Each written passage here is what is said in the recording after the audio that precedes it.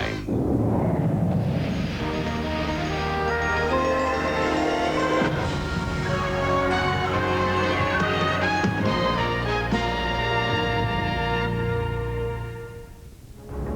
Ansett Australia would like you to sit back, relax, and enjoy the following program.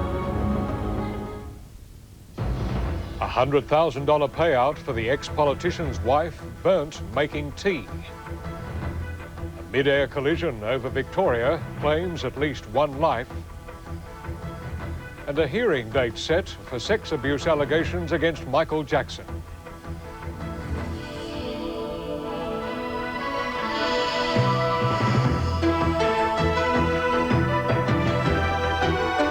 From National 9 News, this is Nightline with Jim Waley. Good evening. A lot went on in John Brown's office when he was Federal Sports Minister. He and his wife Jan earned cheeky renown for their romantic exertions on his desk. But another incident, making a cup of tea, has burnt the fingers of taxpayers.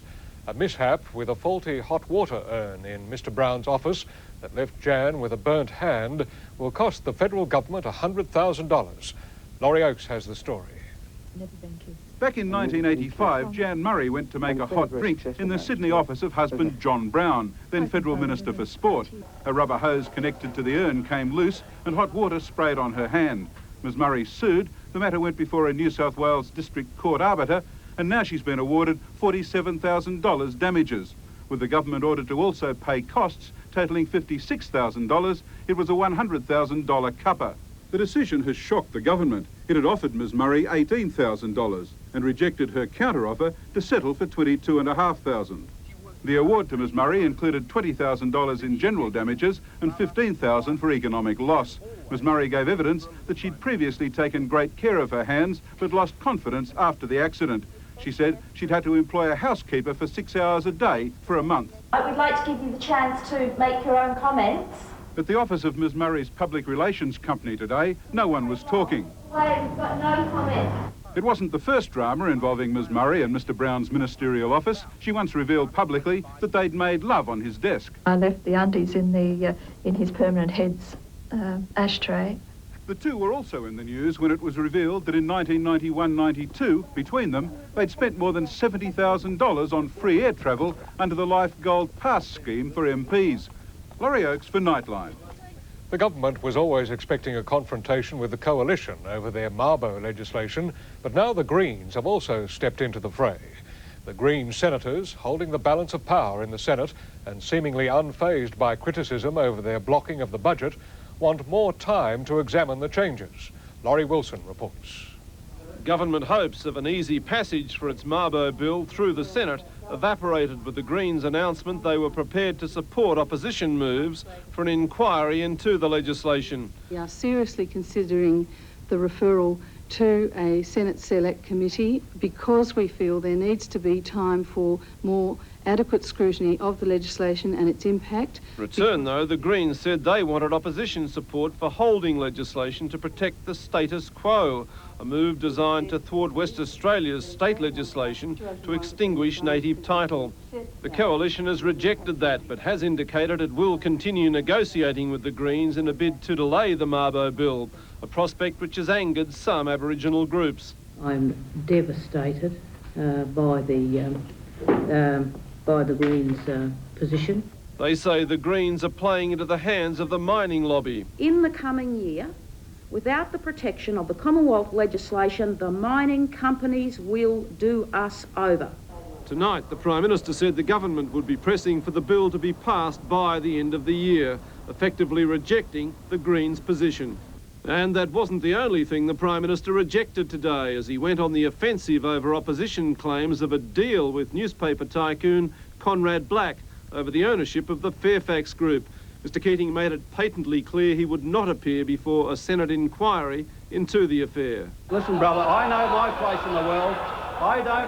I don't slum it before Senate committee. As he attempted to turn the attack back on the opposition, Mr Keating claimed it was Dr Hewson who had offered Mr Black unlimited control of the Fairfax Press. You alone have the explaining to do. Laurie Wilson reporting for Nightline. Lingering American restrictions against Vietnam have disrupted the vital work of the Fred Hollows Foundation's eye clinic. By using a bank in New York to buy lenses for Vietnam, the Hollows Foundation ran foul of US embargo laws. $27,000 donated by Australians have been seized, and Australian officials in Washington are now fighting to get the money back. One person is dead and another seriously injured following a collision between a glider and a tow plane in Victoria. The accident happened near the town of Benalla. Jason Cameron with the details. Both aircraft plummeted to the ground about 3 kilometres east of Benalla Airfield. The pilot of the single-engine tow plane died instantly. The glider pilot suffered chest injuries. Two motorists driving along the main highway, and they saw the aircraft in the sky, and they initially thought there was two model aircraft, and they saw them collide and then come to earth. The dead pilot was aged 21 from Berwick, east of Melbourne. The glider pilot, a man in his 50s, is believed to be from Britain and visiting family in Australia. He's recovering in Wangaratta Hospital. With sunset fast approaching, SES volunteers scoured surrounding paddocks for any clues that might assist in the investigation.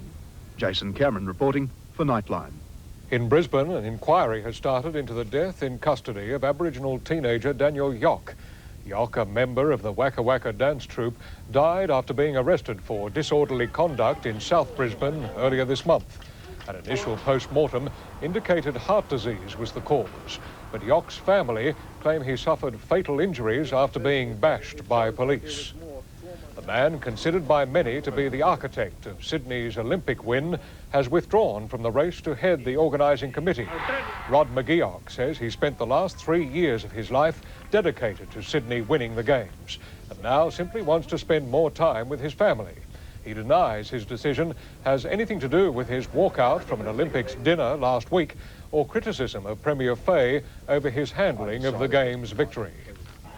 The New South Wales opposition is crying foul over last night's cocktail party for Irish rock group U2. Hosted by Premier John Fay, the party is believed to have cost $5,500. But the Premier defended the expense, saying the function was for the benefit of the youth and arts groups that attended, not, it seems, for the politicians or their daughters. For a long time in the wake of the Vietnam War, Australia accepted Asian refugees with barely a question asked. But as the years passed, it became apparent many of the boat people were economic rather than political refugees.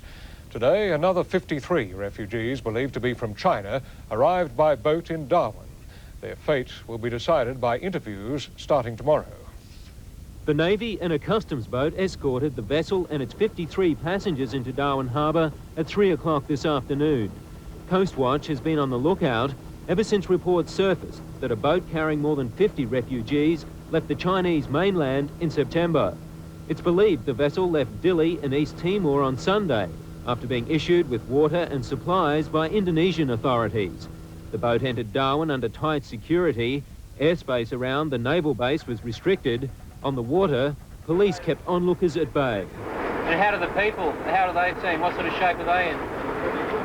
Within minutes of docking at Larrakia Naval Base, the new arrivals, believed to include men, women and children, were bussed to an undisclosed location.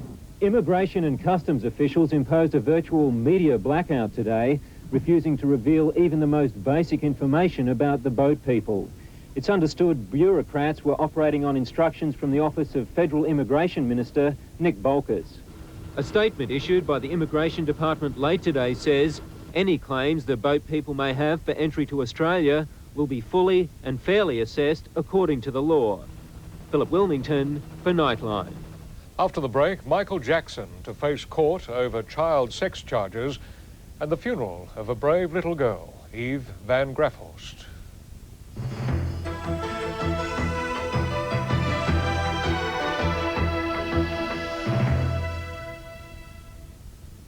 Most medical breakthroughs we hear about are marvellous new treatments or inventions for fighting disease and death.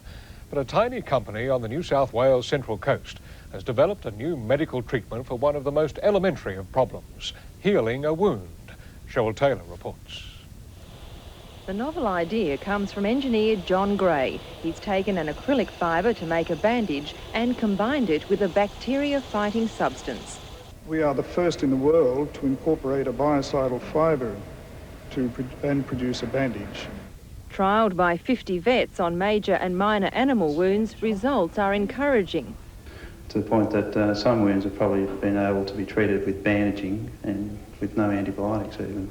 Its use for humans was first viewed with scepticism by this independent laboratory, but not for long. We tested it on several organisms which are known to be associated with the skin or with wound infection type problems, and we were very impressed.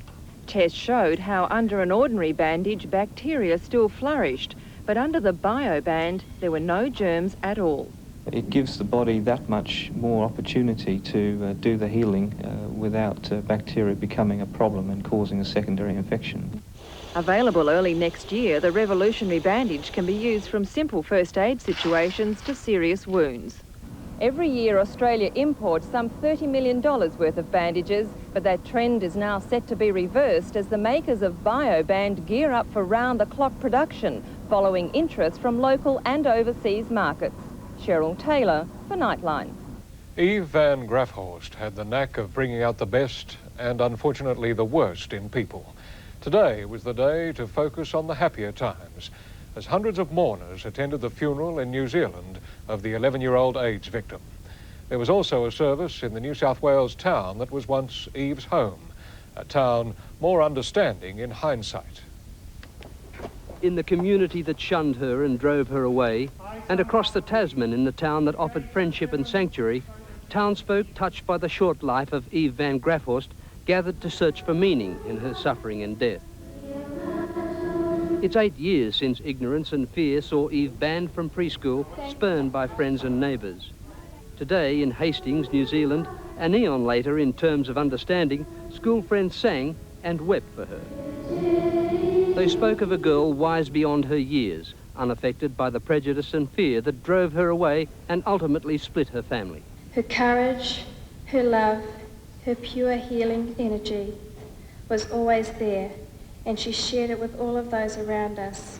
And back where the shameful story began, Eve's father recalled her greatest gifts of tolerance and love. Eve was also a teacher for those who care to listen, that love and understanding can accomplish anything, and that anger and hatred can only damage and destroy. And so they said goodbye and made their last amends to Eve, a little girl who'd already said there was nothing to forgive. I think they were just scared because they didn't really understand. John Collis for Nightline. Michael Jackson was hoping America's justice system would obligingly postpone legal action on child sex charges for 6 years. But a US judge has set a March trial date for the civil lawsuit by a 13-year-old boy who claims he was molested by the pop star. As well, a grand jury is deciding whether criminal charges should be laid. Michael Jackson's lawyers say they expect he'll be charged with child molestation by a grand jury which began sitting today. The lawyers for his 13-year-old accuser are already anticipating the effect of the trial. Their hope is to cross-examine this child on the most intimate details of this relationship. The boy, Jordan Schwartz, alleges that Jackson molested him over a 4-month period last year. His lawyers say the boy can prove it. Today, a judge denied Jackson's request for a trial delay of up to 6 years. We are delighted. We have been saying all along this is what justice required, that Mr. Jackson did not deserve any special consideration. And Jackson's legal problems are mounting. In a separate case, 5 of his former bodyguards claim they were fired because they had first-hand knowledge of what they call his nighttime visits with young boys. Jackson is still in hiding. He's undergoing treatment, including group therapy, for his addiction to painkillers. This the reason he gave for cancelling his world tour. Jackson's treatment will last another 5 to 7 weeks. Then he must return to the United States, where his trial will begin in March of next year. In Florida, a deathbed confession has thrown new confusion into the case of switched-at-birth teenager Kimberly Mays. 3 months ago, Kimberly won a court order severing all ties with her biological parents, saying she wanted to stay with the man who'd brought her up. The other child had died of a congenital heart problem when still an infant. Now, a former nurse's aide who's dying of a respiratory disease claims she was ordered to make the switch by a doctor who wanted to ensure the Mays went home with a healthy child. A former Israeli intelligence chief has admitted that Mossad agents systematically killed at least 15 Palestinian guerrillas in the 1970s. The murders, ordered by then Prime Minister Golda Meir, were in retaliation for the slaying of 11 Israeli athletes at the 1972 Munich Olympics.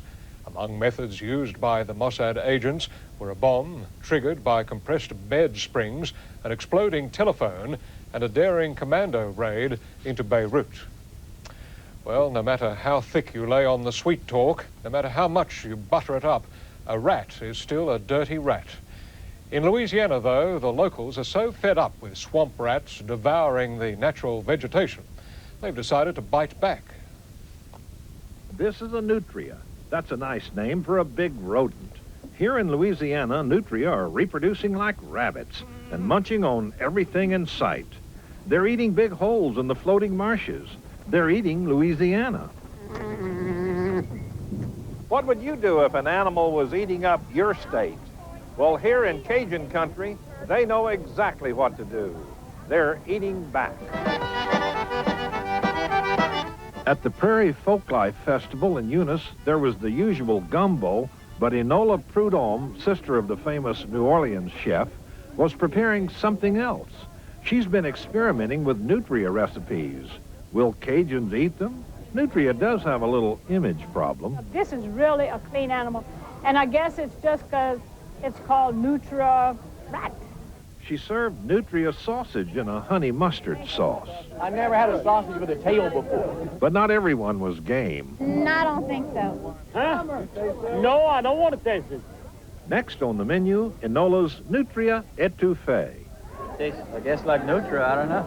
Tastes like a rat. But it's good. Maybe it needs a fancier name.